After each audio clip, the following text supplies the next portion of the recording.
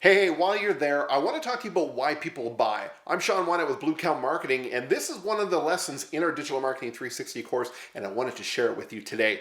You know, people buy for multiple reasons, and we've narrowed it down that it's really coming down to about 7 different categories or motivators why people make a purchase. So let's go through some of those. Number one being safety. We make a purchase because it makes us feel safe, or it makes our family feel safe, or those around us feel safe. Homeowners insurance, if you didn't have it and your house burnt down, you're going to lose everything. So, it makes us feel safe to have it.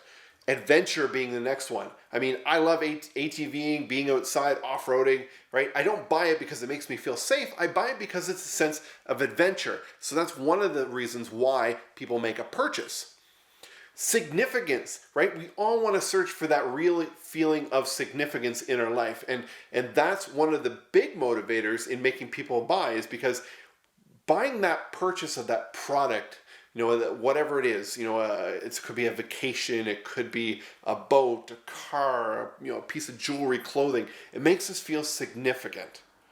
Relationships, right? We buy because of the relationship that we have with the business. Think about your favorite coffee shop or restaurant. If you go in there frequently, you're becoming part of that whole ecosystem, and they're going to start to know who you are. You feel that there is a relationship there, and that's what keeps driving you to go back. Even though there's probably other coffee in your area, there might even be food that's even better than the one that you go to, but because there's a relationship there, you buy from that person or that business. Then there's health and wellness, right? We're going to buy because that product or service is going to make us healthier, it's going to make us feel well, right? Gyms, those type of things, it's under health or wellness. And then we've got success or a sense of purpose, right? We want to feel that what we're doing gives us that sense of purpose in life.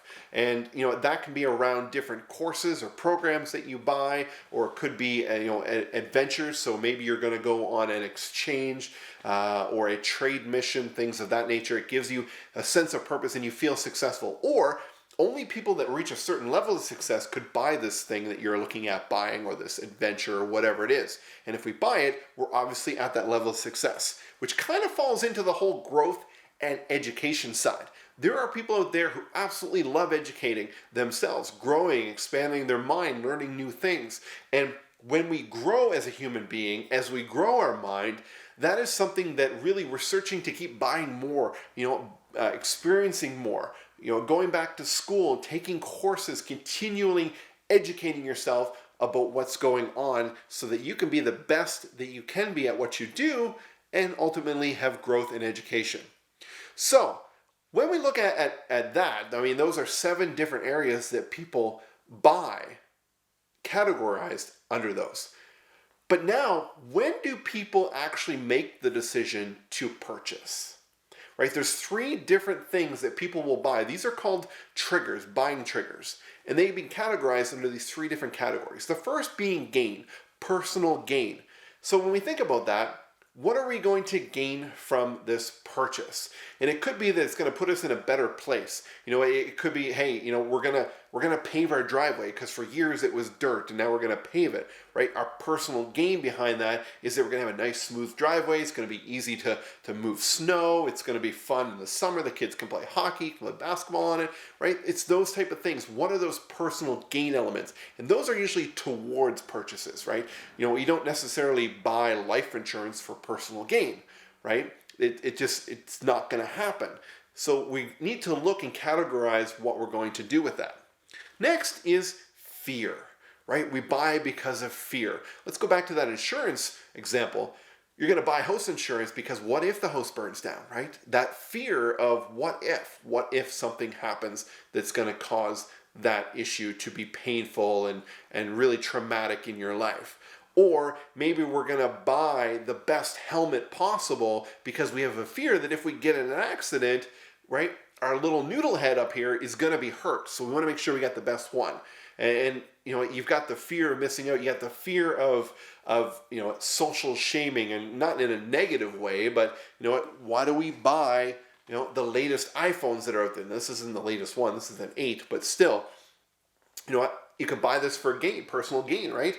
Or you can buy it because you fear that your buddy is going to have the new one and you're going to feel subpar because you don't, right? And that happens a lot in buying products. And lastly, not least in here is our little blue friend, logic, right? We make purchases based on the logical decision. So why am I showing you these three different elements here? Gain, fear, and logic.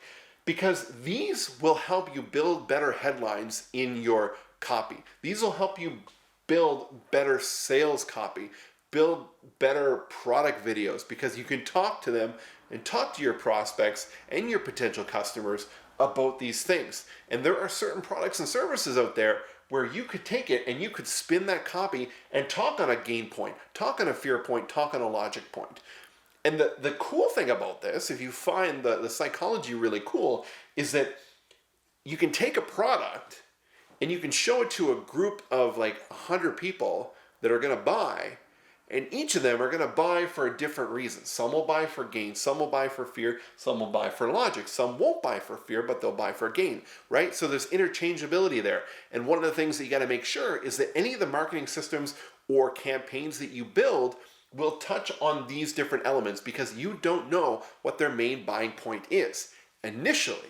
Once they buy on one of these, you can have your system set up to say, this is a gain purchaser, this is a fear purchaser. So now the next product that comes out, we can go right to the main one and hit them with that, right? And that's going to be very beneficial in that. Now, let's talk about the learning pathway. How do we learn about different products and services? And there's really three different ways that we learn. There's cognitive learning, and that is the reading, the listening, the watching, right? These are using our senses to learn about different products that are out there. And then we've got the constructivist learning side of it. And that's where once you become aware of a product or service, your brain, if you're that interested in it, will start to place that product or service in your life. You're starting to think, oh, where would that go? Or how would our life be with that? And one way that IKEA has done this with their app using augmented reality is they have the ability to take a product on their mobile app, a sofa, a bed, or whatever it is, and using augmented reality, be able to turn on your camera and place where you want it to be and position it. So now you're seeing their product in your life, right? Using that constructivist learning. And last but not least in this is experiential. And this comes into wanting to try something out, right? Think about a vehicle. You've got your cognitive learning side of it is, okay, you know what, our little coupe isn't doing so well, right? We should really upgrade, get a new vehicle. What should we get? Do we get another car? Do we get a van? We got some kids. Do we get an SUV? Do we get a truck, right? So you're starting to read what is the best type of vehicle for your situation, right? You're using your cognitive learning. So once you decide on that, right, then you're getting into that constructivist side. So you decide, okay, we're going to go the road of an SUV. And then you're starting to see it in your life. You're starting to see, hey, how would we use this? And, well, what if we got friends of our kids coming? We might need a third row. Well, then what versions of an SUV offer a third fold-down row? Well, there's only a couple models that you could go with. So you narrow it down to that. And now we go to the experiential side of it. Now we say, okay, we've got 3 different dealerships that we're going to go with for this to look. We're going to go out and we're going to start to experience it. Right? Not only are we just experiencing the vehicle itself, how does it fit, how does it drive, what's the space, that type of thing, but we're starting to experience the business. How well are they treating us? How informative are they at answering our questions? Right? How open are they to our requirements, our decisions? Are they on our agenda, or are we having to be on their agenda? Right? Those are going to be contributing factors in your business, as people need to start to experience you before they actually make that decision.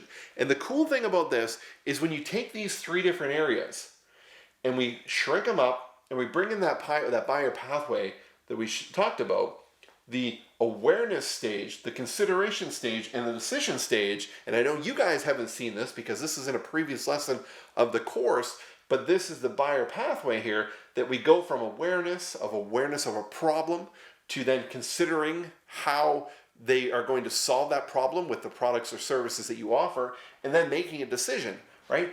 This whole pathway very much falls in line perfectly with cognitive, constructivist, and experiential learning. So think about that in your business. Those elements how people learn, the gain, fear, logic, the different ways that people buy, why they buy.